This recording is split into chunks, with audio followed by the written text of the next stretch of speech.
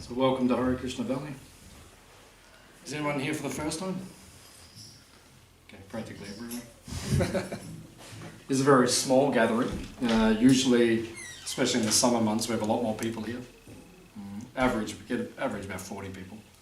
But then sometimes some are 80 people, 100, 120.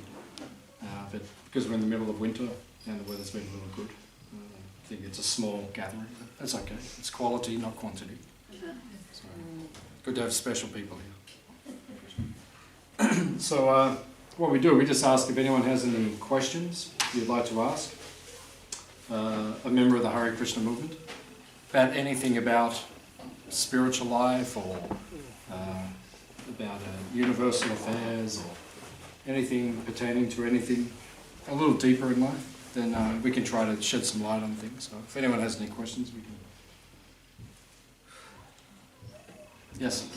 The symbolism during the ceremony, Yep. the blowing the horn and Yep. the waving into The charmer. what that actually means. What does that actually mean? Yeah, very good. Yeah, very good question. Yeah, so in India, we're an Indian-based philosophy and culture. We come from India's probably the most spiritual place on the planet. It's a very spiritually deep place, and many of the traditions have come from India. Hinduism obviously comes from India. Buddhism actually comes from India. Buddha appeared in Gaya, which is in India itself. So many philosophies have come, and many great sages have appeared within India. And according to our teachings, God himself comes to earth periodically, and he also appears in India in sacred places. So it is considered a very sacred place.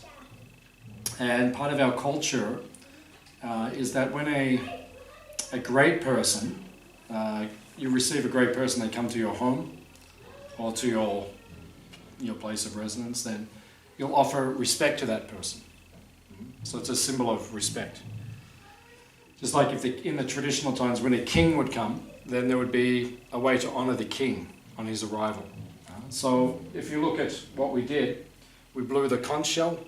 So that's actually a conch shell, which is from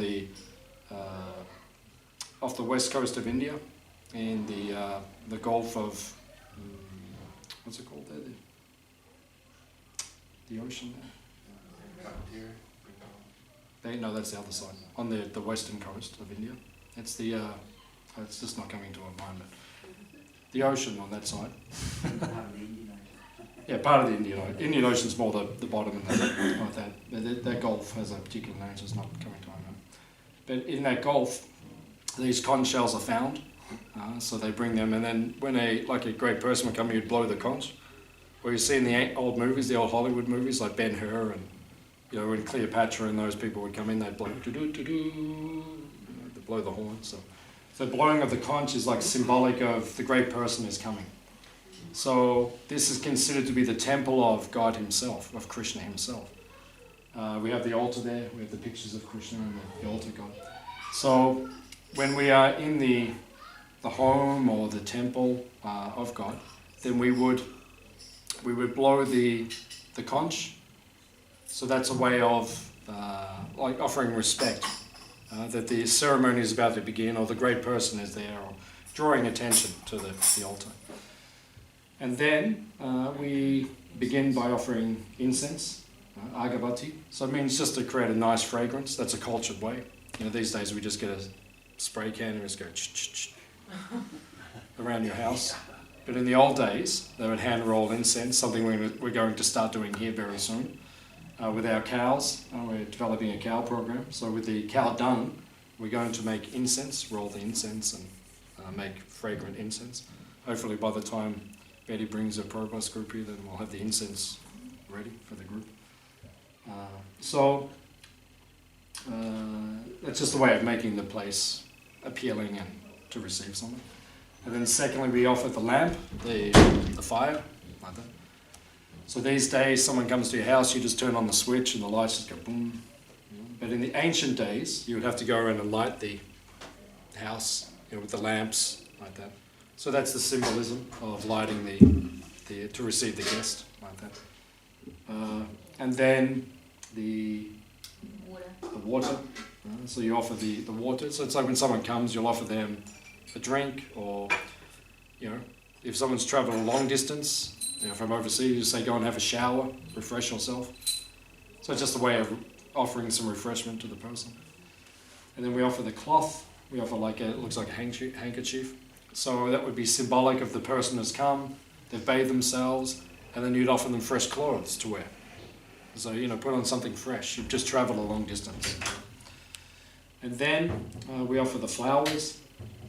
You can see the garlands on the pictures, on the picture of the Guru and the pictures of Krishna. Then that's a way of offering respect. Like if you arrive in Hawaii, they give you a lei. You know, they put a garland on you. And they're like, welcome to our country. So in India, it's also like that. They make a flower garland. It's very refreshing, very sweet, especially in the warmer months. It cools the body down. And the fragrance would be very appealing. You know, these days flowers hardly ever have fragrance. You know, in the old days roses smelt like roses. These days it, you know. And then finally the yak tail, or the chamara. So the chamara is, you know, you see in the old movies, you know, the king is there and they'll be waving to keep the insects away, and, you know, a great sign of respect and honor. So that's the ceremony that we offer. So it's called an arati. So that ceremony is like, it invokes auspiciousness. When you honor someone who's great, like truly great, then by receiving them and getting their blessings or their invoking their pleasure, it creates an auspicious atmosphere, or everything becomes good in the world. These days we're not honoring people properly, so therefore there's friction in the world. But if you honor people properly, like, you know, you come to our farm today, you know, so we don't say, you know, look after yourselves, you know. Well, you know, try to make nice seats for you, and then we'll give you a nice meal and accommodate you nicely, and, you know, anything you need we can supply for you. So that is a way, and when you do that, then people think very favourably. They think, oh, it's nice people, nice place, and then they give their blessings. I hope it goes well for you, and in that way, that subtle energy, which is not understood so well in the world these days, when people just think well of you, good things can happen in your life. And when people think negatively of you, that can create blockages. So in the ancient culture, you would always act in such a way to create good feelings, goodwill. And in that way, society flourishes. And these days, because people are not thinking very well of other people, and there's friction, there's wars, and there's all sorts of craziness, which is all unnecessary. The whole thing's unnecessary. You know, why do we have to have all these problems? Just sit down and we'll have a talk. If someone's really crazy or really bad or evil or something, okay, then we have to incarcerate them, you know, maybe lock them away and say, listen, you stay here. you're too much trouble. Or in the old days, they'd just go, you know, if someone's really a problem maker, and if they can't rectify, we just say, listen, we're sorry, but the rest of us have to get on with their job of that. So there has to be some penalty there. But generally, we can just, you know, work things out. At least here in Hare Krishna Valley, we just get together and have talks. If there's friction, we just come together and we speak, and we work things out, and then we continue like that. Whereas the rest of the world, things just erupt and escalate into unnecessary situations, and people won't talk to each other, and then it turns into a whole, it's like a global mess in front of our eyes. So it's called an arti ceremony, or a ceremony of auspiciousness, or a way to invoke good fortune, I think so. And how often do you have the ceremonies? The ceremony? Here, there's only a few of us living here. You know, Mani lives here, Tarini lives here, Tuya lives here, I live here, our children. Everyone else is in transit, visiting for short periods or longer periods. So on this farm, we don't do it, we only probably do it weekly would be the maximum, just because of our commitments and services and family situations. But we have a big temple in Melbourne, in Albert Park, and there they do it 7 times a day. They start at 4 in the morning, and 7 in the morning, and 12, and then 4 in the afternoon, 7, and then 9 at night is the last one. So they do it multiple times a day. And then people come, just like in Melbourne today, there'll be hundreds of people there, probably 500 people there in the afternoon. They all come to see the ceremony and to partake. So the basic premise is do it as often as you can. We do it at our homes as well. And we do it in our own homes, part of our lifestyle. Yeah. We offer respect in our own home, to our own altar and like that. So you can do it yourself in your own home. You can just get up at 4 in the morning and then okay, 7, I don't know. As you like. 7 o'clock in the morning, whatever you like. Yeah, that's good. Oh, that's like Rach. But there's different forms of Krishna.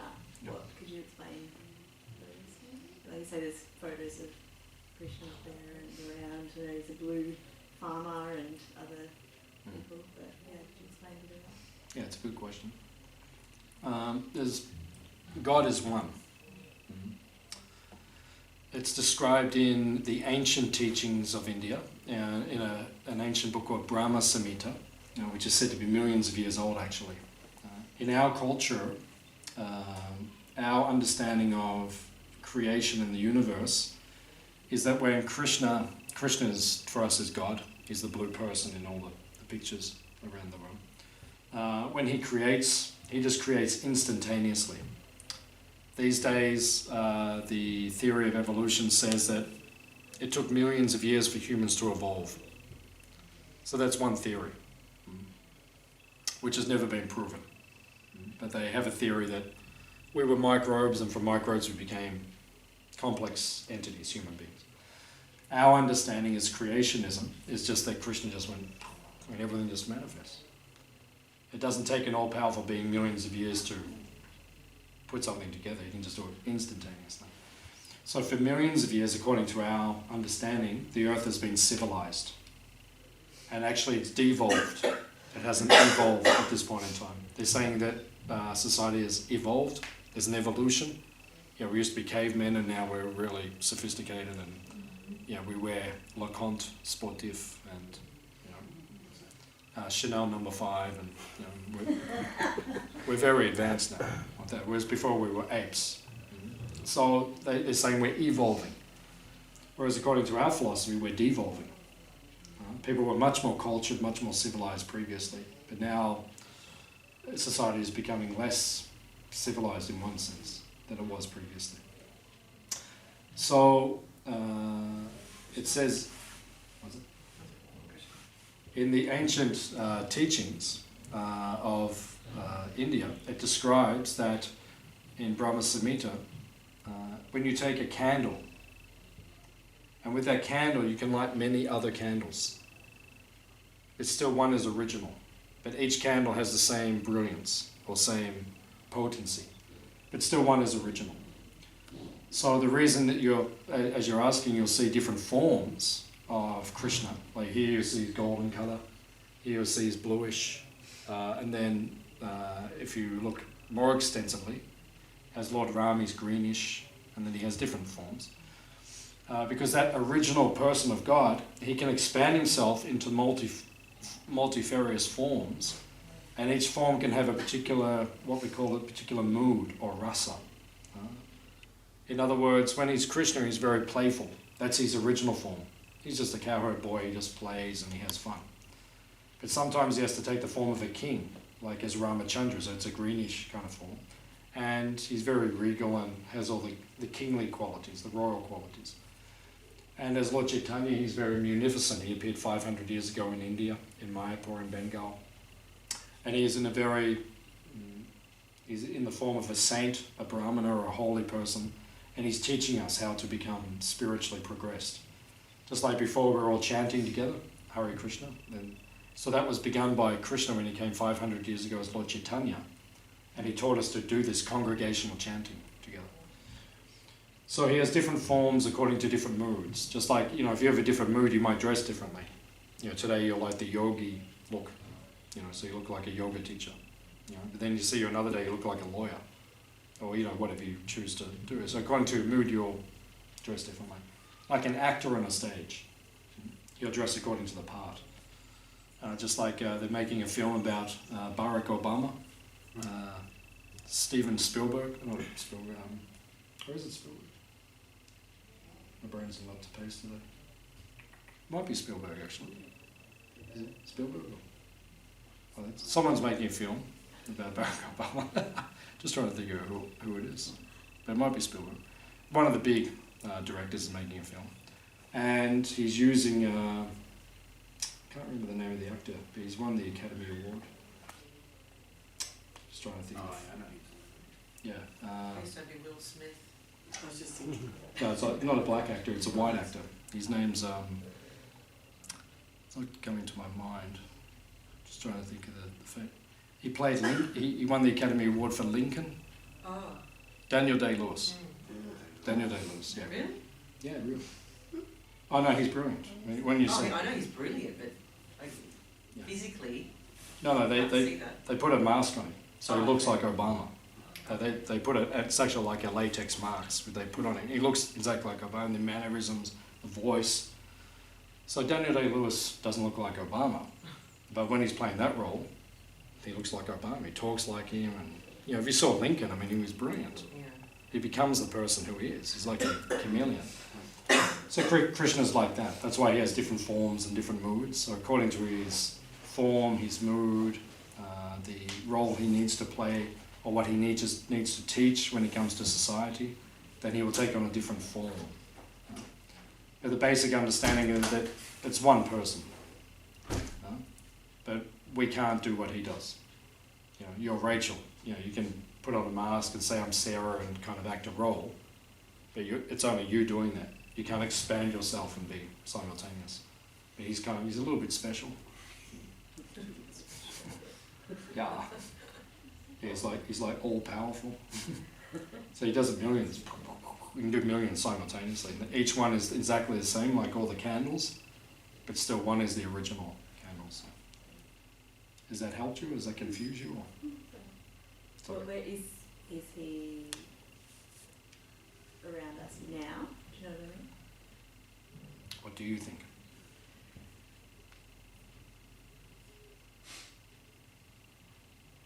In some form? Yes. Oh, you mean all over the in a world, I form? mean right now, yeah, in some Oh, form. okay. Yeah. Yeah, okay. Yeah, so I definitely think so. Yeah. He's, at the moment, he has his own world, which in Christianity tradition they call heaven. We call it Goloka or Vaikuntha. We have Sanskrit names, so it's the same thing. So he has his own world, and it's a little bit different to this world, because this world, there's a few problems in this world. Has anyone noticed there's a few problems here? More than a few. More than a few. Betty knows, she's the wisest here. Probably the oldest. Maybe the oldest, yeah, it could be the oldest, but definitely the wisest. So Betty's saying there's a lot of problems here. Okay, don't know if you realise that as well, but probably you do. So there's a lot of problems here. The difference between this place and that place is that up there the problems do not exist. This place where we are is called Kunta. Kunta means anxiety. Does anyone have anxieties in their life? Everyone does at times, yeah. They come and go. But this place is called, it's actually called this world, created by the Supreme Person. It's called Kunta. Kunta means anxiety. Whereas the other world is called Vaikuntha, which means no anxiety. So up there is no problems. Everything is taken. And what are the main problems in life? The main problems in life are birth, death, old age, and disease. If you can get rid of those four, everything's good, basically. So up there is no birth, there's no death, there's no old age, and there's no disease. And there's no tax, and there's no problems. It's all straight. You don't have to go to work. Everything's free. Yeah. What's that? And no murders.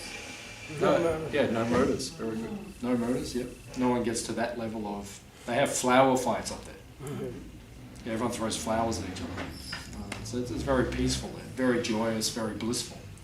The spiritual world is made of bliss. In Sanskrit it's called ananda. Anandam Buddhi Vardhanam, which means it's bliss that expands like unlimitedly. Whereas down here, you can get some happiness, but it's always limited how much we can actually get. So, although he's there in that place right now, but he can manifest, or he does manifest, everywhere simultaneously. So, cosmically, so to speak, he's within every atom of creation simultaneously. So he's omniscient, which means he knows everything. So because he's everywhere simultaneously. So we can feel it. I can feel his presence. Since I was a little boy, a kid, and my parents, or my father did, but my mother didn't even believe in something else when I was growing up. But just from when I can remember my oldest memories, I just always knew there was someone there. I could just feel, like right now I can feel the presence of that supreme entity. So as for where he is, he's everywhere, but he's also localized. So it's kind of like the sun.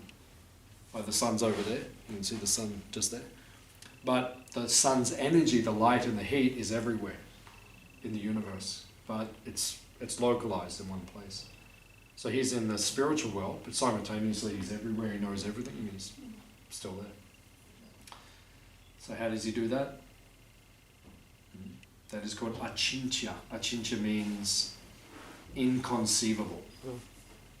Inconceivable. It's so powerful, it's beyond conception. So when we're dealing with Krishna, you get to a point where you just say, listen, it's all good. Whatever you are, you are. We just think of him as a cowherd boy. Because if you think of his actual power, it's beyond comprehension. So. Does that help? Or does it make it more confusing? Or? Any other questions? Or? Yes, sir. Something about being grateful and happy. So is it possible to be ungrateful and happy? Because it seems to me like most grateful people are the most happy and not the other way around. If you could emphasize something about being grateful and leading to happiness. Being both. Is it possible to be one without the other? Yeah. It's a good question. You always ask good questions. Deep questions. Now I have to work for my lunch. Better come up with a good one now. So, is it possible to be ungrateful and unhappy? Yeah, I mean, the answer is no. It could not be. Because gratitude, actually in the ancient teachings of India, the Vedas, which are on the shelf over there, in the Bhagavatam, which is on the second shelf, the Encyclopedia of Spiritual Life, it teaches in the Bhagavatam that gratitude is a sign of intelligence. So if someone's intelligent, they'll be grateful. Because if you're not grateful for everything we're given in life, it's not really very intelligent. It means that you're not really thinking very deeply. Just like in the Quran, it says, if you do not believe in Allah, God, if you don't believe Krishna, you can use whatever word you want, but if you do not believe in him, it says then just open your eyes. Because if you open your eyes and you look around, you can't see there's a creator, an intelligent being, intelligent design behind everything. That means you're not being very intelligent about things. The simple example we give, just like, we all have phones. Hands up if you've got a phone. Yeah, everyone's got a phone these days. It's just part of life. My daughter, she's only 12, she's got a phone now. It's how crazy society's become. But, So we've all got phones, right? So we all know there's an Apple. So last year, they made 52 million iPhones in 2016 worldwide. Right? So they don't just pop out. There's not just some factory where, phones just go out the window. There's people in there and they're putting it together, and it's a huge operation just to make that. 52 million of them, but just to make that's a huge operation. The amount of intelligence that has to go into the design of this one object, which does so many things. I don't know much about computers and that kind of thing, but this thing amazes me what it does. I'm driving down the road and it goes bing, and it says, you know, you're going past this and this right now. And I'm like, oh, okay. It's like, you know, what's going into these things now. It's like the intelligence is, you know, very, very intelligent people. So, you know, imagine what's going on now universally. Look at this planet.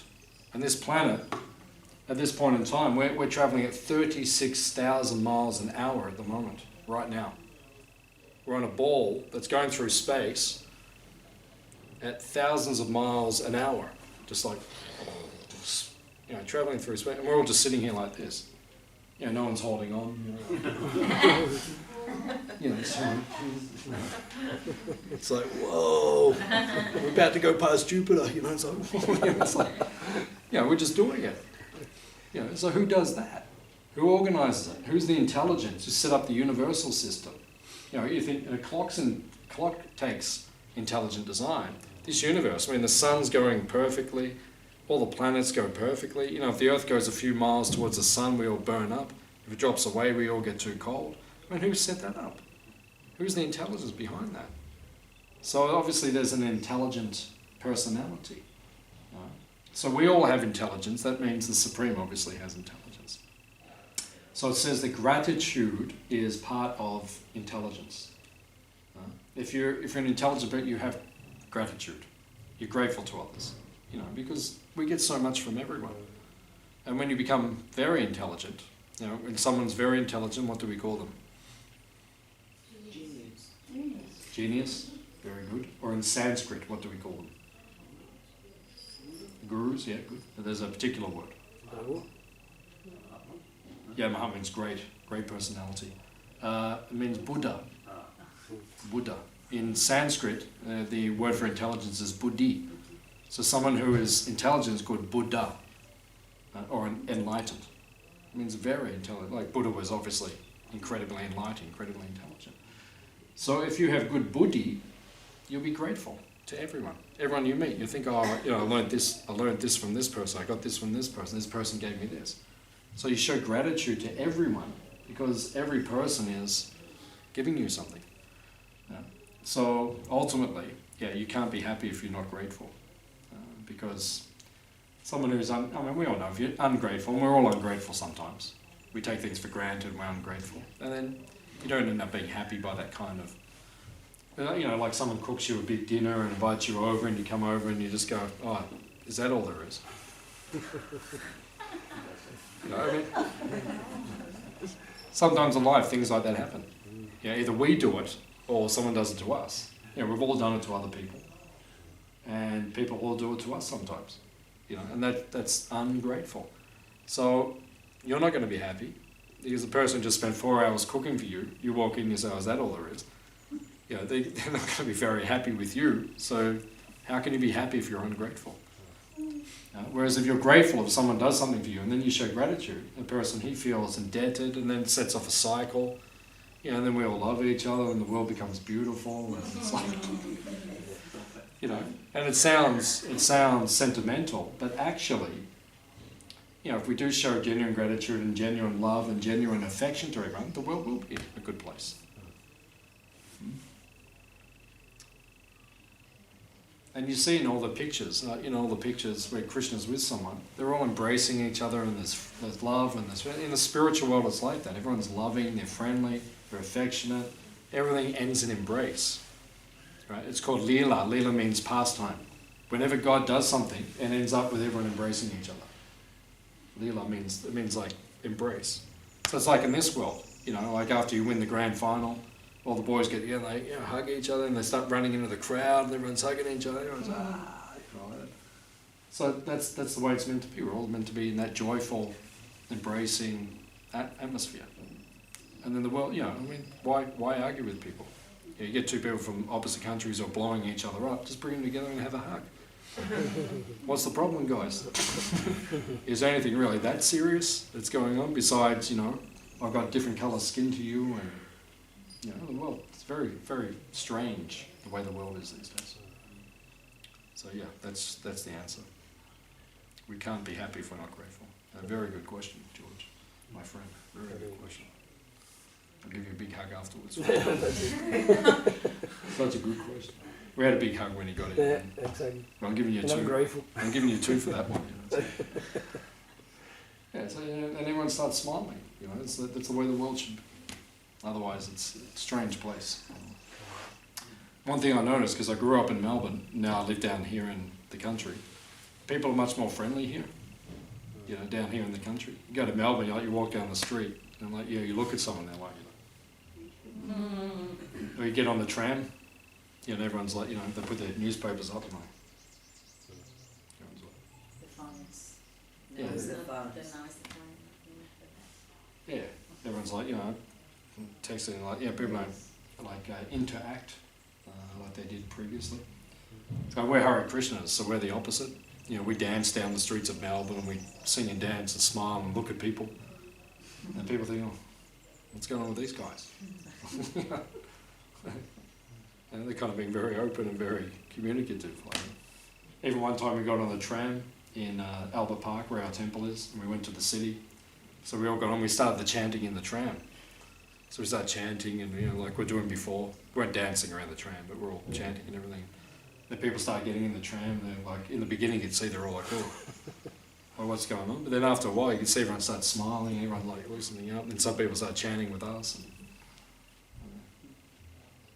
so. Any other question? Yes, sir. Universal question. Yeah, sure. Whether you believe in Allah or whether you believe in Christianity or Judaism or Hare Krishna or any of the others. Yeah. Why do we live in this place? Why is there earth? Why do we not all live in heaven? Oh. Why do we go through this phase? Yeah. Yeah, very, yeah, that's the, it's one of the original questions of philosophy, like that. And then it leads on to so many of the other questions, like why do bad things happen to good people and all that. But it stems back to that. So, excellent question. The reason is because God or Krishna is spiritual. So his form is made of eternality, knowledge and bliss. That's what spirit is made of. Spirit is eternal, it's full of awareness or knowledge and full of bliss. So that's his form. So you see he's always happy and he's always smiling because he's eternal, full of knowledge and bliss. And his world, the kingdom of God, is also like that. And we are the soul.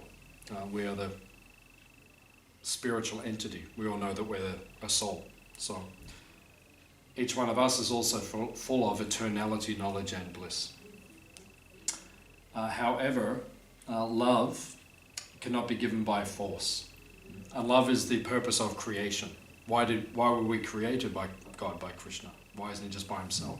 Because he wants to exchange love, relationships. So he created us to love him, but some of us, we chose to misuse our independence. Love must be given by free will. You can't force someone to love you. Just like I was explaining this point about 20 years ago in Melbourne, I was giving a lecture at a home, like we were in someone's house, and I was speaking on the philosophy. And I always make this point, and then there was a little kid sitting next to me. He was probably about 6 years old. So I was making this point, love must be given of free will, you can't force someone. So I said, do you love me? And he goes, no. And I said, but we're going to cook a nice feast for you today, and we're going to, give you lots of sweets and that. He goes, no.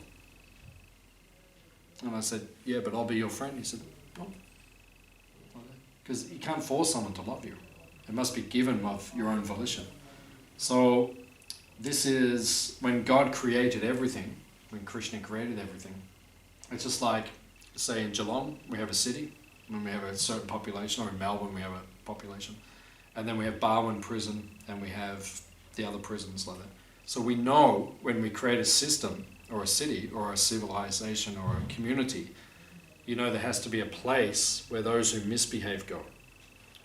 So we just know in the beginning, you need that. It has to be part of the master plan. So this, not just this earth, but this universe we're in, is for those who were once with Krishna, but wanted their own space, Just like sometimes your kids, they want their own space, so, and they're going to do the wrong thing, and you know they're going to do the wrong thing, but you say, okay, well, go and do it, learn it, like that. So Krishna, he gave us a place where we can get it out of our system. So that's what we're doing now. We've left him. We're all running around trying to be mini gods, you know, being the center of everything and enjoying ourselves. And when you kind of get that out of your system a bit, then you open the Bhagavad Gita or one of the ancient books and you say, oh, wait a minute, you know, is there another way? You know, shall I live differently? And then you start heading back like that.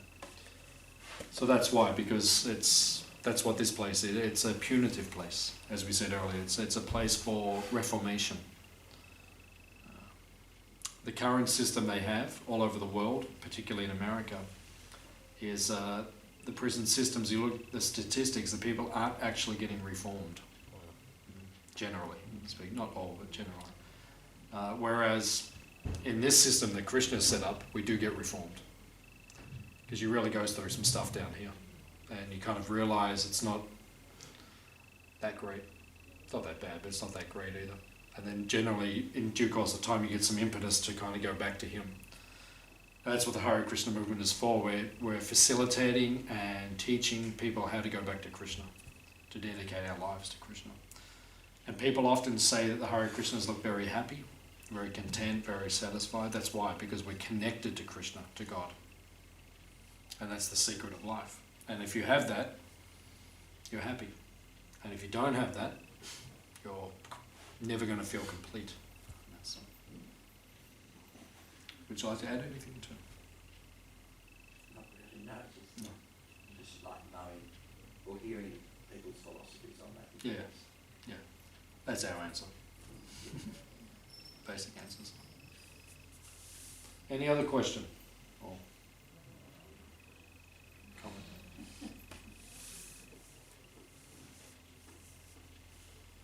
Very enlightening questions today. That's what I said in the beginning, it's quality, not quantity. I could see everyone here was quite enlightened, so I knew the questions were very good. Anything else you'd like to share or add? Yes, sir. Why are you vegetarian? Why are we vegetarian? Yeah. That's a good question. That is good. Because we understand the sacredness of life. If you cannot create life, you have no permission to destroy life. Because you have to get a permit to do something. Like I can't just go, even chopping down wood. Well, I can't just start cutting down trees. All these big trees here, according to the government of Australia, I can't cut them down. The smaller ones, they don't object as much, but the big ones, if I cut them down, you can actually go to court and be fine. So you need a permit. You know, like we cut down one over there about 15 years ago because it was going to knock this building out if it came down. So we got permission. You had to go through a whole thing. We got permission, and then taking it down. And to take it down, it was a whole mission. You know, to get it down, it was like a massive job. So you need a permit to act in this world. We can't just do whatever we want. So, as we said initially, everything is created by Krishna. We didn't create anything. We just turned up here. You know, we just like woke up one morning and then, you know, suddenly we're laying there in a cot. You know, if you think back to your earliest memory, you know, my earliest memory, I'm 18 months old. I'm about that big, and I'm a toddler. And I go to a door. It was in my great auntie's house, and she opens the door, and there's a Easter bunny, chocolate Easter bunny. He was probably about that big, off the ground. He must have been almost same size as me, because I remember kind of looking at him. He's almost the same size as me, and I was just like, you know, I was like in bliss. just sort of, you know, that's my earliest memory. And I asked my mother, and she said, "Yeah, that happened." So I verified. So we just woke up here one day. Yeah, we didn't create everything. I didn't make this. I didn't make that. I didn't make the trees. I didn't make the sky. I didn't make the animals. So if you can't create something, you can't destroy it either. It's kind of like we're acting without permission. And when you act without permission, you get penalized. So it's like, if I cut down one of those big trees and the government finds out, they'll come around and they'll say, hey, now there's a problem, we're going to take you to court. So that, in our teaching, that's called karma. So you can kill animals, eat animals, and you can say, well, that's what I like to do, but you have to have a permit. You have to show us where it says. It has to be signed by God himself, the creator. He has to say, yeah, I give permission for Bill to, have pork chops, like that. But you're not going to get it, because he's already written all the ancient books. He always says, don't touch the animals. Even in the Bible, in Genesis, it says, I give to man, God himself is speaking in Genesis. He says, I give to man the fruit-bearing trees and the herb-bearing plants. And he said, and I saw it was good. Doesn't say anything about, he says, I give man dominion over the animals. So dominion means we're meant to look after them. Just like in our farm we have cows, so we look after them. Doesn't mean, oh, well, what are we going to have tonight? Oh, we'll go and have Humpsy. It's unthinkable. Unthinkable. For Hare Krishna, it doesn't even come in I've been Hare Krishna for a number of years. It's never once for a minute or a moment come into my mind that I could do that. And you can't become self-realized or understand your spiritual nature unless you respect all life. That's the basic principle. So people can say, oh, I'm spiritual, but I eat meat. It's called, in our opinion, it's called pseudo-spiritualism. Or it's a very watered down version of spirituality. It's not real spirituality means you will protect life and you will respect life, and that's real spirituality. So that's why we're vegetarian, because we wouldn't commit that violence on another living. I wouldn't do that to a human being. So why would I do it to an animal? They suffer. So Paul McCartney. You might have heard of Paul McCartney. Quite a famous guy. What was his band called? Can't remember. He's in some rock band. Yeah. Oh, that's right, yeah. A few years back. George was a Hare Krishna. But, and even Paul, he goes to our restaurant in London all the time, so he's a regular. And he pulls up out the front runs, he gets his takeaways, jumps back in the car, and then they say they see him quite a lot. So he said a number of years ago, he said, if all the abattoirs had glass walls, everyone would be vegetarian. If you saw what was actually going on inside, everyone would stop eating meat. But people like to live in ignorance these days. That's the point. It's convenient. Oh, don't talk about it. Don't think about it. Hey, you mean confrontational? You want to do, I'll do what I want to do. That's fine. And that's fine. You can live like that, but then you have to deal with the karma which comes, because there's laws in this universe. So if you're going to be violent to the animals, and then it all comes back to you in your life, there's wars and all these things, and then you say, oh, why did that happen to us? What was on your plate? What did you eat last night? And then suddenly there's bombs, and, the whole country's being bombed by the United Nations, by NATO. And you say, why is this happening? Well, you can be violent, but then if someone's violent to you, that's not acceptable. So that's karma. So we live our lives in that way. I'm scared. I would never kill an animal because I would be petrified what would happen to me. And that's called, once again, that's called intelligence. What about animal-associated products like milk or honey or unfertilised eggs? Yeah, as long as it does not harm the animal. That's the point.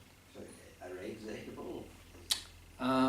They're eatable, but in the Hare Krishna movement, you saw Tarini just before, she was making an offering. So whatever we cook, we first offer it to God, to Krishna. So that's what she was doing. She put the screen up, she brought out his plate, his table, we put the picture there, and we offered it in love and devotion. So we never ever eat or taste something until the food we cook has been offered to God or to Krishna. So when we Sorry, what was the question? I've just lost. Eggs. Milk, eggs. Oh, eggs, sorry. Thank you. So, yeah, we can eat eggs, but the Krishna says, there's a list in the ancient teachings, he says there are certain foods which he does not accept or eat, God himself. And he says that eggs are they're actually the womb of the chicken. They're actually the menstrual cycle of the chicken. So it's a transformation of flesh. So he says he does not eat those things. So we do not eat those things because we cannot offer them to him. We only eat what we can offer to him. So we don't eat eggs for that reason. But he does say that he eats, he accepts and he partakes in milk and honey. So if the milk is, because our cows, you may meet them later. After the feast we go down and see the cows, so you're welcome to come and visit. So our cows are protected and we do not harm the cows. So therefore when they're milked, the milk is taken. It is not harming the animal. Actually, she likes to give it out of motherly affection. And same with honey. If honey is not done in an exploitive way, then it can also be, the way, actually I heard interesting statistics only in the last week. There's one company in Australia, Capilano, Alauri, if you go to Coles and supermarkets, and they sell the honey, one company owns 4 brands. So Capilano, Alauri, and 2 other, I can't remember which they are, but it's all one company. And the majority, because it says the honey is sourced from local and overseas product, this company, the majority of the honey is coming from China, and they've found that the World Health Organization standards, the chemicals which are within the honey are dangerous for human beings, and they're at a level where it is above World Health Organization standards. That's just honey in Australian supermarkets. So obviously that kind of harvesting of honey, God knows how they're treating the bees and what that whole mechanism is. So if you're taking honey in a natural way, like it was done, it was interesting because we went down to the Dean's Marsh store a couple of days ago, and we walked in to get some honey, local harvested honey, and the guy said, "Oh, we haven't got any at the moment. There's a shortage. We had a terrible season. There isn't honey at the moment." So that kind of honey where the bees are treated properly and like that, yeah, that's okay according to our. Any other questions? Very good questions today. We're very honoured to have such an enlightened group. Is anyone hungry? Hare Krishna. Okay, Betty is. Okay, so we'll feed Betty. The rest of you will see you next time. Thanks for coming, Betty. So please go into the next room, and then we'll give you your lunch. Thank you very much. Hare Hare Krishna.